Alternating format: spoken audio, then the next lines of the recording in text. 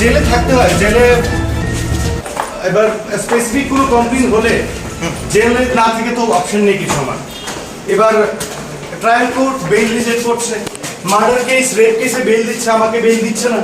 তো আমি সুপ্রিম কোর্টের জন্য যাব, লেটস সি কি হয়, দেখা যাক।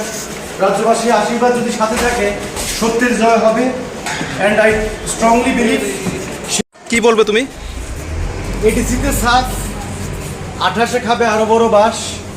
প্রদ্যুৎবাবু দেখিয়ে দিয়েছেন কিভাবে বিজেপি মুক্ত ত্রিপুরা করতে হয়, এবং আমাদের তিপ্রাসারা দেখিয়েছেন বিজেপি মুক্ত ত্রিপুরা করে। এক সেকেন্ড স্যার, বিজেপি মুক্ত ত্রিপুরা করে।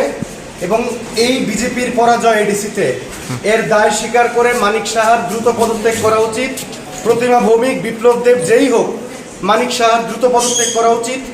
এডিসি ত্রিপুরাকে রাস্তা দেখিয়েছে, মহারাজা রাস্তা দেখিয়েছে, এবং মহারাজা প্রমাণ করে দিয়েছে বাপেরও বাপ থাকে। এইটুকুই বলবো আমি। I am during last 2.5 years at jail. কোনো দোষ নেই, মুখ্যমন্ত্রীর বিরুদ্ধে নিউজ এবং খবর করার প্রতিবাদে জেল খাটতে হচ্ছে। এই হচ্ছে ত্রিপুরার কারেন্ট সিচুয়েশন। মুখ্যমন্ত্রীর বিরুদ্ধে নিউজ এবং খবর করার প্রতিবাদে জেল খাটতে হচ্ছে। এই হচ্ছে ত্রিপুরার কারেন্ট সিচুয়েশন। লাস্ট একটাই কথা বলবো, পাপিয়া দত্ত এবং মানিক সাহা ত্রিপুরার বর্তমান মেইন ড্রাগস ডিলার। তারাই মেইন ড্রাগস ডিল করছে ত্রিপুরাতে। That's all. লাস্ট একটাই কথা বলবো, পাপিয়া দত্ত এবং মানিক সাহা ত্রিপুরার বর্তমান মেইন ড্রাগস ডিলার। তারাই মেইন ড্রাগস ডিল করছে ত্রিপুরাতে। That's all.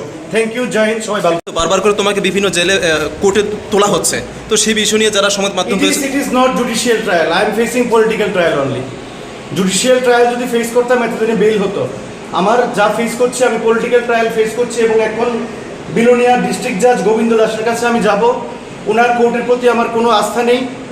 ইন্ডিয়ান জুডিশিয়ারি সিস্টেমের প্রতি সম্পূর্ণ আস্থা আছে, কিন্তু এই কোর্টের প্রতি আমার কোনো আস্থা নেই। এটা জানাতে আজকে বিলোনিয়ায় এলাম। Thank you. সংবাদ মাধ্যমের ভাইদের প্রণাম।